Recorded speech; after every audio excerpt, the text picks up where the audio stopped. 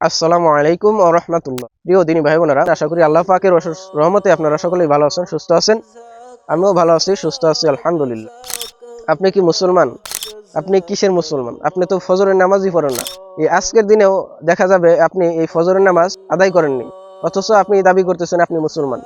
আপনি কখনোই মুসলমান হতে পারেন না। আপনি আল্লাহ তাআলার ফরজ বিধান বাদ দিয়ে, আল্লাহ তাআলার ফরজ হুকুম বাদ দিয়ে মুসলমান দাবি করতেছেন। এটা বোকামি ছাড়া আর কোনো কিছুই নয়। প্রিয় দিনী ভাই বোনেরা, আপনাদের সামনে আমি সেই বিষয় নিয়ে কথা বলবো, ফজরের নামাজ। যেই ফজরের নামাজ সম্পর্কে নবী সাল্লাল্লাহু আলাইহি ওয়াসাল্লাম এত হাদিস, এত বয়ান, এত কিছু বলেছেন, এত ফজিলত বলেছেন, এরপরও আমরা এই ফজরের নামাজ আদায় করতেছি না। আমি সেই ফজরের নামাজ সম্পর্কে আপনাদেরকে কিছু গুরুত্বপূর্ণ কথা বলবো।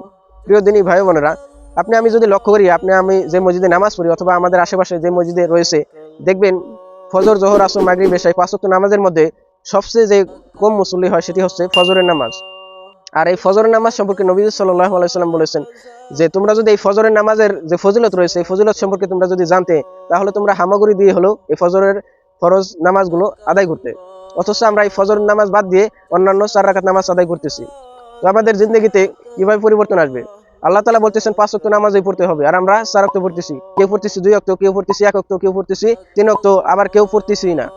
তো এই যে আমাদের এই জিন্দেগি দিয়ে কোনোদিনই কিন্তু ইসলামের উন্নতি হবে না। সাহাবায়ে কিরাম যে কষ্টগুলো করেছেন, নবী সাল্লাল্লাহু আলাইহি ওয়াসাল্লাম যে কষ্টগুলো করেছেন, আপনাকে নবী সাল্লাল্লাহু আলাইহি ওয়াসাল্লামের সামনে যদি দাঁড়া করানো হয়, সাহাবায়ে কিরামের সামনে যদি দাঁড়া করানো হয়, আপনি এর উত্তর কি দিবেন? অথচ সাহাবায়ে কিরাম সারা জিন্দেগি ভর আল্লাহ তাআলার ইবাদত করেছেন। আল্লাহ তাআলার কোনো কাজ, যেই কাজে আল্লাহ তাআলা অসন্তুষ্ট হবে এরকম কোনো কাজ তারা করেননি। নবীজি সাল্লাল্লাহু আলাইহি সাল্লাম আমাদের জন্য এত এত দোয়া করেছেন, আমার যে উম্মত হবে সেই উম্মত সবার শেষে আসবে এবং সবার আগে জান্নাতে যাবে। কি সুন্দর চমৎকার বর্ণনা দিয়েছেন। আমার যে উম্মত রয়েছে সবচেয়ে দামি উম্মত তারা। আল্লাহ তাআলা কোরআনে বলেছেন কুনতুম খায়রা উম্মাহ। আল্লাহ তাআলা বলেছেন তোমরাই সর্বশ্রেষ্ঠ জাতি, তোমাদেরকে বের করা হয়েছে মানুষের কল্যাণের জন্য। আল্লাহ তাআলা এত সুন্দর আমাদের নিয়ামত দিয়েছেন, এত প্রশংসা করেছেন, আমরা সেই মুসলমান আজকে ঘুমিয়ে আছি। আমাদের এই মুসলমানিত্ব থাকবে না। আমাদের এই মুসলমানিত্ব দিয়ে আল্লাহ তাআলা জান্নাত পাওয়া কখনোই সম্ভব হবে না। নবীজি সাল্লাল্লাহু আলাইহি সাল্লামের সামনে যখন দাঁড়া করানো হবে কিয়ামতের দিন, তখন আল্লাহ তাআলার কাছে বলবো যে এই কাজগুলো করেছিলাম তোমার সন্তুষ্টির জন্য। আমরা এরকম কোনো কথাই বলতে পারবো না। আমরা আল্লাহ তাআলার যে ফরজ হুকুম রয়েছে, এই হুকুম থেকে আজকে দূরে সরে গিয়েছি। আমাদের কত ফরজ হুকুম চলে যাচ্ছে। তো আমি সেই ফরজের মধ্যে আজকে ফজরের যে নামাজ রয়েছে সেই নামাজ সম্পর্কে বলতেছি। প্রিয় দিনী ভাই বোনেরা, নবীজি সাল্লাল্লাহু আলাইহি সাল্লাম বলেছেন তোমরা যদি এই ফজরের নামাজকে গুরুত্ব দিতে, আর এই ফজরের নামাজ যে এত ফজিলত, নবীজি সাল্লাল্লাহু আলাইহি সাল্লামকে বলেছেন আপনি সূর্য উদয় এবং সূর্য অস্তের সময় এই দুই ওয়াক্তের নামাজকে বিশেষভাবে গুরুত্ব দেন। এই দুই ওয়াক্তে আল্লাহ তাআলার স্মরণ করুন, জিকির করুন। এমনি ভাবে নবী সাল্লাল্লাহু আলাইহি সাল্লাম সাহাবায়ে কিরামকে এরকম বর্ণনা দিয়েছেন, আমাদের জন্য ঘোষণা দিয়েছেন যে তোমরা যদি এই ফজরের নামাজের ফজিলত সম্পর্কে জানতে, এর বিশেষত্ব জানতে, তাহলে তোমরা এই ফজরের নামাজে হামাগুড়ি দিয়ে হলেও এরকম আদায় করতে। অথচ আমরা এই ফজরের নামাজকে ফাঁকি দেই, ঘুমিয়ে থাকি। তো আমাদের জিন্দগিতে কখনোই পরিবর্তন হবে না। 2025 সাল চলে এসেছে, অথচ আমরা ঘুমিয়ে আছি। এদিকে আমাদের প্রত্যেকটা সমাজের যে অবস্থা দেখা যায়, আমরা আমাদের সমাজটাকে এমন বানিয়ে ফেলেছি যে আমরা যখন নাকি এরকম বয়স হবে, 50 হবে, 60 হবে, তখন আমরা দাঁড়িয়ে রাখবো, তখন আমরা জুব্বা পরবো, লম্বা দাঁড়িয়ে রাখবো এবং নামাজ আদায় করব, তখন আমরা সব ইবাদত করব। আমাদের সমাজটাকে এমন এরকম পরিস্থিতিতে নিয়ে গেছি যে যুবক বয়সে কোনো ইবাদত করা লাগবে না, দুনিয়ার কাজকর্মে ব্যস্ত থাকবো, দুনিয়ার যত কাজ আছে যুবক বয়সে করব। আর বয়স যখন হয়ে যাবে তখন আমরা ইবাদত করব। এটা কি ইসলাম? কখনোই এটা ইসলাম নয়। আর এভাবে আমরা যারা মুরব্বী রয়েছি, আমরা যারা বড়রা রয়েছি, আমাদের সন্তানকে ধ্বংসের পথে নিয়ে যাচ্ছি, আমাদের সন্তানকে ধ্বংস করতেছি, আল্লাহ তাআলার ইবাদত থেকে দূরে নিয়ে যাচ্ছি। এর জন্য আমরা যারা বড় রয়েছি, মুরব্বী রয়েছি, মা বাবা রয়েছি, আমরা নিজেরাই দায়ী। তো আমরা আমাদের সন্তানদেরকে ছোটবেলা থেকে শিক্ষা দেব এরকম সময়ানুবর্তিতা, যে 5 ওয়াক্ত নামাজ রয়েছে এই নামাজ সম্পর্কে ছোটবেলা থেকে গুরুত্ব দিতে শিক্ষা দিতে হবে। আর আমরা করতেছি কি, যে যখন আমরা বয়স হব, যখন আমরা বৃদ্ধ হয়ে যাব, তখন নামাজ আদায় করব। তো এই শিক্ষা যদি আমরা আমাদের বাস্তবতা আমাদের সমাজে দিয়ে থাকি, সমাজ দিয়ে কখনোই আমাদের জীবনকে পরিবর্তন করতে পারবো না। আমাদের সমাজও পরিবর্তন হবে না, আমাদের দেশও পরিবর্তন হবে না। এজন্য আসুন আমরা আমাদের ছেলে মেয়েদেরকে, আমাদের ভাই বোনদেরকে, আমাদের পারিবারিক যে সদস্য রয়েছে তাদেরকে এখন থেকেই নামাজ সম্পর্কে গুরুত্ব দিতে বলি।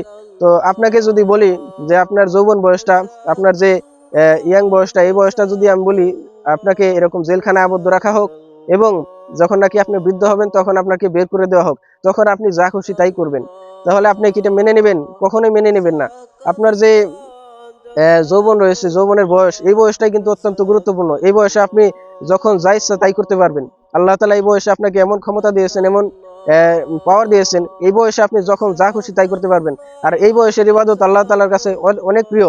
এজন্যই আল্লাহ তাআলা এই বয়স সম্পর্কে কিয়ামতের দিনও প্রশ্ন করবেন যে যৌবন কোন কাজে ব্যয় করেছো, যৌবন কোন কাজে খরচ করেছো, আর যৌবনে আল্লাহ তাআলার ইবাদত করেছো কিনা।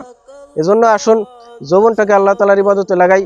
আর আপনি আমি এখন যে যৌবন আছি, এই বৃদ্ধ হয়ে গেলে এই যৌবনের যে শক্তি, এই যৌবনের যে স্পৃহা ইবাদতে বা ভালো কাজে, ওই বৃদ্ধ বয়সে কিন্তু আসবে না। ওই জন্য ওই বৃদ্ধ বয়স আসার আগে আমাদের যৌবনটাকে আল্লাহ তাআলার ইবাদত দিয়ে ভরপুর করি। এজন্য আসুন আমরা ফজরের নামাজ দিয়ে শুরু করি, দিনটা দেখবেন ইনশাআল্লাহ ভালো কাটবে। আল্লাহ তাআলা বলেছেন তো যে ফজরের নামাজ যে ব্যক্তি আদায় করবে তার জিম্মাদারি আল্লাহ তাআলা নিয়ে নেবেন। এজন্য আমরা যে কাজগুলো করি, এই সমস্ত কাজ করার পূর্বে আমরা ফজরের নামাজকে গুরুত্ব দিই। আজকে 2024 সাল শেষ হয়ে 25 সাল চলে এসেছে, এখনো যদি আমরা পরিবর্তন না হই, আমরা মুসলমানরা যদি এখনো ঘুমিয়ে থাকি, আমাদের এই জিন্দেগি দিয়ে কখনোই পরিবর্তন হবে না। আপনি যদি ফিলিস্তিনের দিকে তাকান, গাজার দিকে তাকান, তাদের যে আজকে পরিস্থিতি হয়েছে, একদিন এই পরিস্থিতি যে আমাদের হবে না, এটা কখনো কল্পনা করবেন না।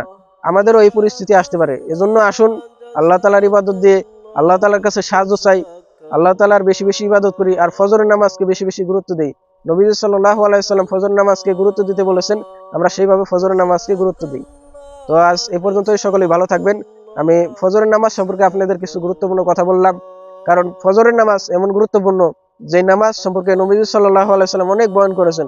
আর ফজরের নামাজ ছাড়া আপনি যদি 4 ওয়াক্ত নামাজ পড়েন, তাহলে ওই 4 ওয়াক্ত নামাজ দিয়ে আপনার এই যে 1 ওয়াক্ত ঘাটতি হয়ে গেল, এই ঘাটতির কারণে দেখা যায় ইবাদতেও আপনি স্বাদ পাবেন না। এজন্য ইবাদতের স্বাদের জন্য আপনি এই ফজরের নামাজকে আদায় করতে হবে। আসুন আমরা ফজর নামাজকে জামাতের সহিত আদায় করি। উম্মতের শিফা, উম্মতের শিফা, উম্মতের শিফা, উম্মতের শিফা।